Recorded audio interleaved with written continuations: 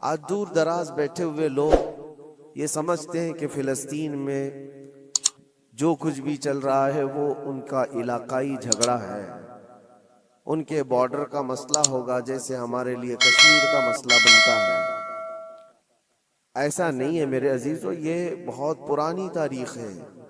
बैतुल मुक़द्दस जो खित्ता है, जिसको मस्जिद अक़सा कहा गया कुरान पाक में, जहां से रसूल करीम सल्लल्लाहु तआला अलैहि वसल्लम की मेराज हुई, जिसका जिक्र साफ कुरान पाक में है, सुब्हानल्लज़ी असरा बिअब्दिही लैलन मिनल मस्जिदिल हराम इलल मस्जिदिल अक़सा। पाक है वो ज़ात जिसने अपने बंदे खास को एक रात मस्जिद हरम से, जो मक्का में, मस्जिद अक़सा तक का सफर कराया। मस्जिद अक़सा क्या है?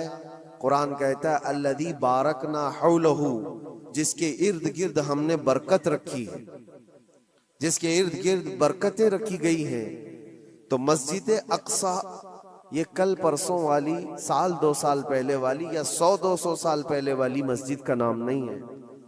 ये इतनी पुरानी है जिसकी तारीख तकरीबन 4000 साल पहले की। सैयदना इब्राहीम अलैहिस्सलातु तस्लीम के ज़माने से ये आबाद इलाका, और एक दो नहीं हजारों अंबिया इकराम अलैहिमुस्सलाम का वो क़िबला रहा है। और ख़ुद मुसलमानों का भी क़िबला अव्वल वही था, पहले उसी की तरफ मुँह करके नमाज अदा किया जाता। और नबी पाक सल्लल्लाहु तआला अलैहि वसल्लम जब मदीने तैयबा हिजरत फरमा कर आए, तो आप अंदाज़ा कीजिए कि बिअसत के 13 साल के बाद, यानी हुजूर के ऐलान नबुव्वत के 13 साल के बाद हुजूर पाक सल्लल्लाहु तआला अलैहि वसल्लम ने हिजरत फरमाई। मक्का के 13 साल और फिर मदीना जाने के बाद वहाँ 17 महीने, तकरीबन 1.5 साल बैतुल मुक़द्दस की तरफ मुँह करके ही नमाज पढ़ी जाती थी, बैतुल मुक़द्दस की तरफ रुख करके ही इबादत होती। और 17 महीने के बाद फिर वो हुक्म आया, वो भी मेरे मुस्तफ़ा करीम सल्लल्लाहु अलैहि वसल्लम की ख्वाहिश पर, कि आप ज़ोहर की नमाज अदा कर रहे थे और आपके दिल में ये ख्याल आया कि हमारा क़िबला बैतुल मुक़द्दस की बजाय खाने काबा होता तो अच्छा होता। रब तबारक व तआला की बारगाह में वो ख्वाहिश करते हुए आसमान की तरफ नमाज की हालत में हुजूर देख रहे थे, चेहरा आसमान की तरफ उठा रहे थे। 2 रकात हो चुकी थी, तब अल्लाह ताला ने कुरान की आयत नाजिल फरमाई नमाज की हालत में ही, क़द नरा तक़ल्लुब वजहिक फ़िस समा फ़लनुवल्लियन्नका क़िबलतन तरज़ाहा। ऐ महबूब, हम आपका चेहरा उठाना देख रहे हैं आसमान की तरफ, और अनकरीब आपको उसी तरफ फेर देंगे जहां आपकी रजा है, आपकी जिसमें खुशी है। और फिर फौरन आयत भी नाजिल हो गई, फवल्ली वजहक शतरल मस्जिदिल हराम। देर किस बात की महबूब, अभी आप अपना चेहरा खाने काबा की तरफ फरमा लें। बैतुल मुक़द्दस सामने है तो खाने काबा बिल्कुल अपोजिट में।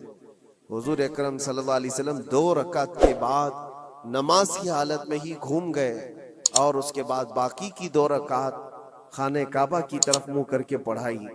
तो क़िबला तो जो बदला वो नबी पाक सल्लल्लाहु अलैहि वसल्लम के ज़माने में 17 महीने नमाज मदीने में पढ़ने के बाद, लेकिन उससे पहले बैतुल मुक़द्दस क़िबला अव्वल रहा।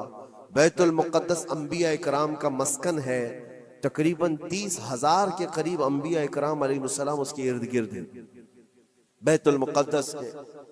और वो उसको कुरान पाक ने अर्ज़े मुक़द्दस कहा है, अर्ज़े मुक़द्दस भी कुरान पाक में उसका जिक्र है। मसला ये है कि वहाँ पर दुनिया के 3 बड़े पुराने जो अदियान हैं, उनका वो महवर और मरकज़ बनता चला जाता है। यहूदियत, ईसाइयत और मुसलमानों के लिए, सबके लिए वो मुक़द्दस है, मोहतरम है, मुतबर्रक है।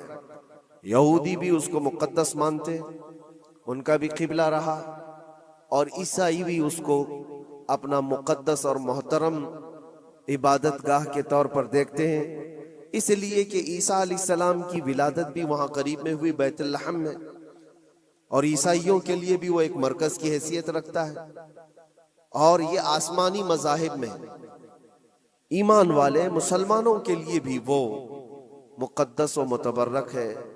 उसकी वजह चाहे जो भी हो, कुरान पाक में उसका जिक्र है और नबी पाक सल्लल्लाहु अलैहि वसल्लम ने वहां से मेराज फरमाई, मेराज का सफर शुरू फरमाया। तो इस एतबार से तीन बड़े अदियान जो दुनिया के हैं उनमें ये इख्तिलाफ का मसला आज से नहीं रहा, बरसों से रहा। चले अगर आज कोई हम पर ये इल्जाम लगाता है ये कि मुसलमानों का और यहूदियों का मसला है, तो मेरे अजीजों, फिलिस्तीन में मुसलमानों के आने से पहले की अगर तारीख आप पढ़ेंगे तो यहूदियों और ईसाइयों में कई जंगें वहां पर हुई, कई जंगें बैतुल मुक़द्दस को लेकर के। बैतुल मुक़द्दस में पहले यहूदियों का गलबा था, तो ईसाइयों का बादशाह टाइटस और हरक्यूलिस, ये सब बादशाहों के जो नाम है आप तारीख में पढ़े, ये हुजूर पाक सल्लल्लाहु ताला अलैहि वसल्लम की आमद से पहले वाले। इन्होंने ताकत हासिल की, गलबा हासिल किया। तो टाइटस जो बादशाह था ईसाइयों का, उसने इतना कत्ले आम किया था यहूदियों का, इतना कत्ले आम कि पूरे फिलिस्तीन की जमीन खून से बह रही थी उस जमाने में। और फिर जब यहूदियों का गलबा आया था तो यहूदियों ने ईसाइयों का कत्लेआम किया था, किसी को छोड़ा नहीं था। तो बैतुल मुक़द्दस के हुसूल के लिए, उस पर गलबा हासिल करने के लिए जंगें बरसों से चाली, बहुत बरसों से। फिर जब वो दौर आया, हुजूर पाक सल्लल्लाहु ताला अलैहि वसल्लम ने ऐलान नबुव्वत फरमाया, इस्लाम पूरी दुनिया में फैलने लगा। फिर भी हुजूर अकरम सल्लल्लाहु अलैहि वसल्लम की जिंदगी पाक में बैतुल मुक़द्दस पर, मस्जिद अक्सा पर मोमिनीन का या मुसलमानों का वो गलबा नहीं था। जमाना बीत गया, हजरत उमर फारूक रज़ियल्लाहु ताला अन्हु का जमाना आया। जब हजरत उमर फारूक का जमाना आया तो इस्लामी सल्तनत की सरहदें बहुत दूर दूर तक फैल गईं। मिस्र फतह हो गया, ईरान फतह हो गया, रोम फतह हो गया, बहुत सारे इलाके फतह होकर इस्लाम में दाखिल हुए। तो एक महाज फिलिस्तीन फतह करने के लिए भी हजरत उमर फारूक के जमाने में भेजा गया, जिसमें हजरत अबू उबैदा बिन जर्राह रदियल्लाहु ताला अन्हु भी मौजूद थे। और वो इस्लामी लश्कर जब गया तो फिलिस्तीन को उन लोगों ने फतह किया। फिलिस्तीन जब फतह हुआ, बैतुल मुक़द्दस जब हासिल किया गया, वो भी तारीख बड़ी अजीम है मेरे अजीजों। वहां उस वक्त ईसाइयों का गलबा था, यहूदियों को निकाल कर फेंक दिया गया, मार दिया गया, जैसे भी इनके हर बार होते थे। जब इनका गलबा आए तो उनको मारे, उनका गलबा आए तो इनको मारे, ये जंगें चलती थी। फिर जब इस्लाम आया तो उस जमाने में ईसाइयों का वहां गलबा था, उन्होंने हवाले कर दिया बैतुल मुक़द्दस को, मस्जिद अक्सा को हवाले किया। तो ये बहुत बड़ी खुशी की बात थी। तो उस वक्त वहां मौजूद सहाबा ने हजरत उमर फारूक रदियल्लाहु ताला अन्हु सुभान अल्लाह, सुभान अल्लाह, सुभान अल्लाह, कि बैतुल मुक़द्दस फतह हो चुका है। और ये मुसलमानों के लिए एक बहुत बड़ी बशारत थी, बहुत बड़ी अजीम खुशखबरी थी। और सब इंतजार में थे कि अमीरुल मोमिनीन आएंगे तो उनके जरिए से यहाँ पर नमाज अदा की जाएगी। हजरत उमर ने खबर पाते ही सफर शुरू फरमाया था, लेकिन वो किस हाल में सफर किया तारीख में मौजूद है। वक्त का अमीरुल मोमिनीन जिसने महाज पे महाज छेड़ रखे थे और बड़े बड़ी सल्तनतों को जेर कर दिया था, लेकिन बैतुल मुक़द्दस के फतह होने की खबर पाकर जब जाना था तो बहुत लाओ लश्कर लेकर के नहीं निकले, अपने एक गुलाम और एक घोड़े के साथ निकले थे मदीने तैयबा से। और वो भी इस हाल में निकले थे कि गुलाम से तय कर लिया था कि 1 मील मैं उस पर बैठूंगा, तू चलेगा, और 1 मील तू बैठेगा और मैं उस रस्सी पकड़कर चलूंगा। ये दोनों में तय हो चुका था। इस तरह से अमीरुल मोमिनीन सफर करते हुए फिलिस्तीन पहुंचे थे, बैतुल मुक़द्दस पहुंचे थे। हजरत उमर फारूक रदियल्लाहु ताला, ये बातें आज इसलिए बता रहा हूं कि जिन्होंने खून का बाजार गर्म कर रखा है और जो हम पर ये इल्जामात हैं कि तलवार के जोर पर इलाके हासिल किए, तो हजरत उमर की ये सीरत भी बताओ, ये तारीख भी बताओ कि फातिह कौम किस तरह से जाती है, अकड़ कर, लोगों को पकड़ कर नहीं। हजरत उमर जब बैतुल मुक़द्दस के फतह के बाद फिलिस्तीन आ रहे थे, खबर मशहूर हो गई, ईसाई भी मुसलमान भी जो वहां मौजूद थे सब लोग अमीरुल मोमिनीन को देखने के लिए बाहर निकले थे। इत्तेफाक ऐसा था कि फिलिस्तीन जब करीब था तो सवारी पर बैठने की बारी गुलाम की थी, हजरत उमर की बारी रस्सी पकड़ने की थी। वो रस्सी पकड़ करके वहां करीब पहुंचे तो लोगों ने ये सोचा जो सवारी पर बैठा है वो अमीरुल मोमिनीन है। लोग सब उसके पीछे दौड़ने लगे तो वहां मौजूद सहाबी रसूल हजरत अबू उबैदा ने कहा, ऐ लोगों, तुम गलत फहमी में हो, सवारी पर बैठा हुआ अमीरुल मोमिनीन नहीं, घोड़े की रस्सी पकड़ा हुआ वो अमीरुल मोमिनीन, वो तो गुलाम है उनका। लोगों ने पूछा ऐसा कैसे हो सकता है, तुम्हारा इतना बड़ा अजीम बादशाह, इतना बड़ा सुल्तान, वो रस्सी पकड़ कर चल रहा हो, कोई गुलाम बैठा हो? कहा यही तो इस्लाम का आदल है, फारूक आजम का आदल है। उन्होंने ये तय किया है कि रास्ते में दोनों बराबर के सफर में हिस्सेदार होंगे, थोड़ा आराम तुम करोगे, थोड़ा आराम हम करेंगे। इन अखलाक को देखकर मौजूद कई लोगों ने इस्लाम कबूल किया था। हजरत सैयदना उमर इब्ने खत्ताब रदी अल्लाह तआला अन्हु उसी मौके पर यह भी इरशाद फरमाते हैं, लोगों ने जब ये देखा अमीरुल मोमिनीन कहकर पुकारा तो आपकी आंखों में आंसू आए। फतह बैतुल मुकद्दस के मौके पर मेरे अजीजों, हो सकता है किसी का सीना चौड़ा हो जाए कि बैतुल मुकद्दस फतह कर लिया है, अब हमने मुसलमानों का किबला अव्वल वापस आ गया है।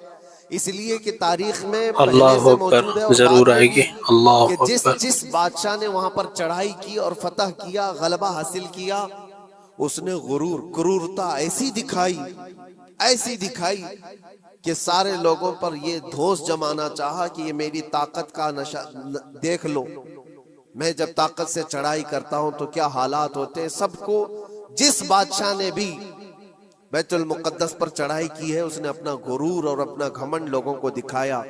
ये अमीरुल मोमिनीन उमर इब्ने खत्ताब थे, जब बैतुल मुकद्दस फतह होने के बाद आए थे तो आंखों में आंसू थे और रोते हुए लोगों से कहा, ऐ लोगों, मेरी कोई हैसियत नहीं, मैं तुम्हें बताता हूं, मैं खत्ताब का बेटा उमर हूं।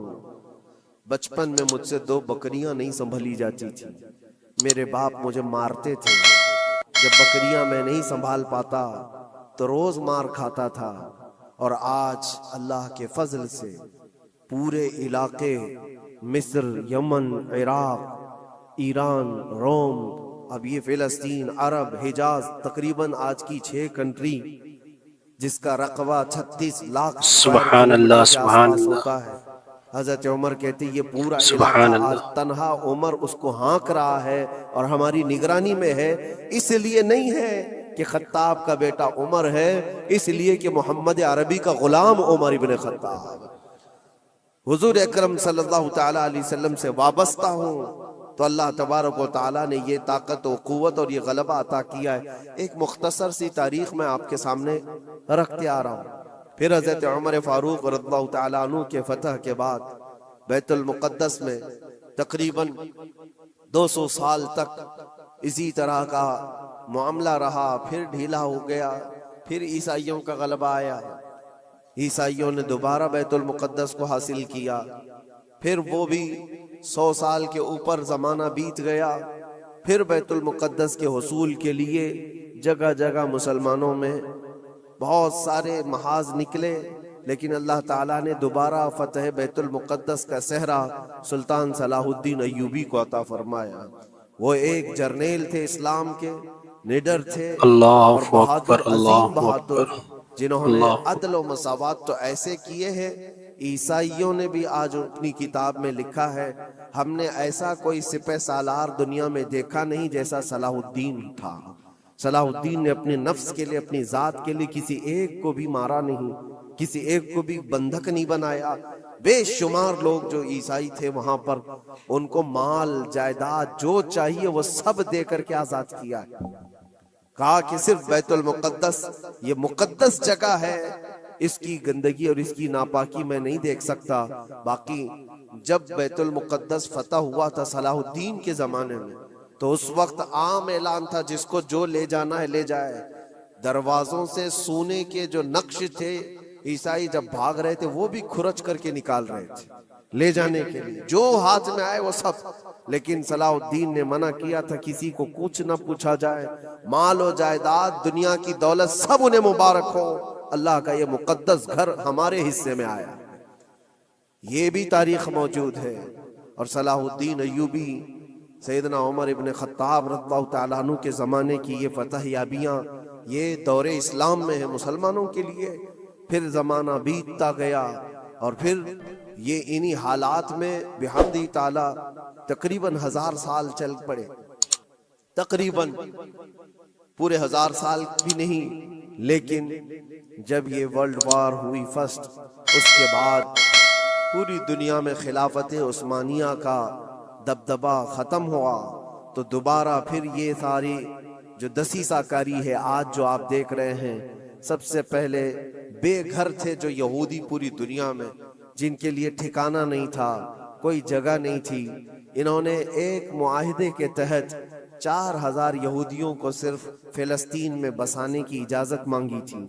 उस वक्त अरब भी गैर मुनक़सिम था, बटा हुआ नहीं था, पूरा अरब एक था। फिलिस्तीन, जॉर्डन, मुल्क शाम, ये सब इलाके मिले हुए थे, एक ही खिलाफत के अंदर आते थे, खिलाफत उस्मानिया के अंदर। उस वक्त सिर्फ 4000 लोगों को वहां बसाने की इजाजत ली गई थी। उसके बाद फिर